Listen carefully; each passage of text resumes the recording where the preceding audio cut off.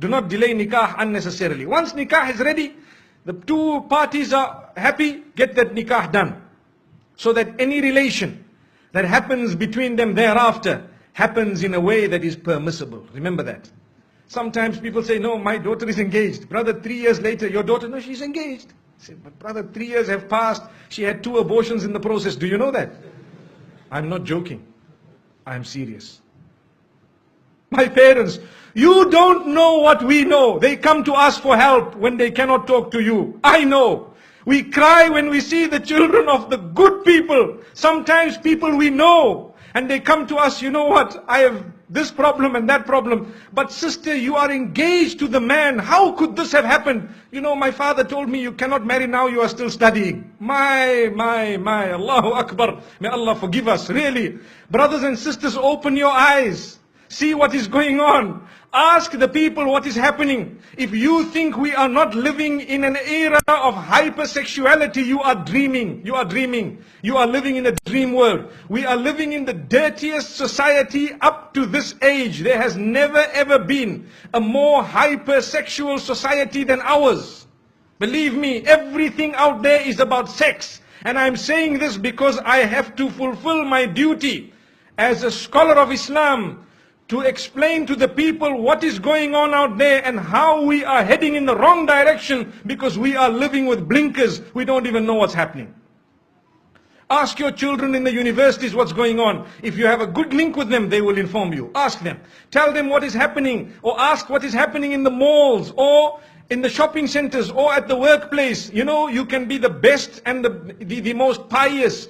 Yes, if Allah has granted you protection, you will always be protected. May Allah grant us goodness. There are people amongst us, and I'd like to hope that the bulk of us seated here, pure, good people by the will of Allah, you know how difficult it is to remain on that path. You know how easy it is to sin. Today it is easier to sin than it is to abstain from it. Allahu Akbar. It is easier to abandon your hijab than it is to don it. It is easier to leave your salah than it is to fulfill it. That is because the environment has made it so difficult to engage in that which is correct. But my brothers and sisters, this is why I say do not delay nikah. It's not just my statement, it is a teaching that has come to us from the best of creation. Don't delay it.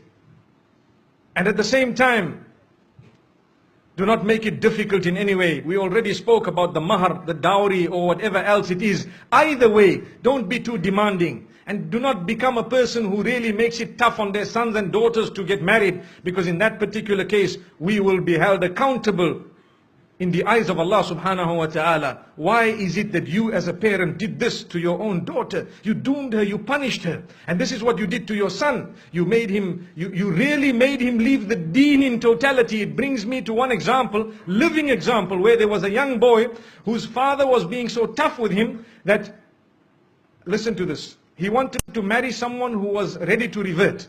So his father told him, no, not over my dead body. What am I going to tell my friends and society, my brothers and my sisters, my this, my that? Brother, izzah is from Allah.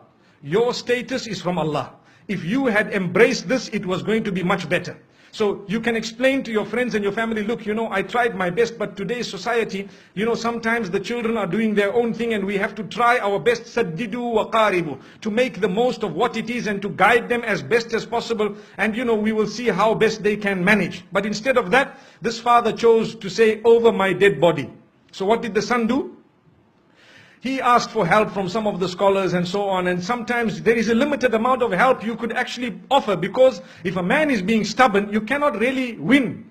So after some time, he converted and left the fold of Islam and gone. Why? Because to him, the child was lost, and the father is still proud of his action. I don't mind if he became a non-Muslim, but at least nothing happened against my will. And he told his family members, you know, your children, if they want to do the same thing, you should also engage in this type of thing. How? The woman was ready. So I had an opportunity to address this young boy. And when I spoke to him, he told me something that is really a question of the age. When I say question of the age, I mean sometimes the mind starts asking these questions. He said, you know, this woman is such a good woman that I married. She has so many good characters and conduct. She told me I'm ready to do anything. You know, I explained to her about the little I know about Islam and she was ready. And then what happened is, when my father and my parents said no and everybody disagreed and they, you know, the mother, he says my mother didn't really mind, but she has to follow what my father says. So after some time, they questioned me, her parents, to say, look, we were all okay for our daughter to, you know, to enter the fold of Islam.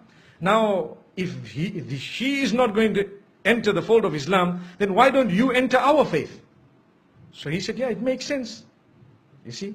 He said, yeah, it makes sense. If they refuse, I will not refuse. You people are not refusing. So he says that is what made him turn. Now look at this. The young boys of today, this is the logic they are using. They will not tell you Islam is correct and Islam believes in all the previous messengers and Islam, Allah is one. Even the father perhaps doesn't read Salah correctly, but he was proud with his action. May Allah subhanahu wa ta'ala forgive that man. Really. We tried very hard, but to be honest with you, it is only Allah who can bring people back. And that's why I say it is foolish. Sometimes you might lose your child totally. Rather you lose them 20%.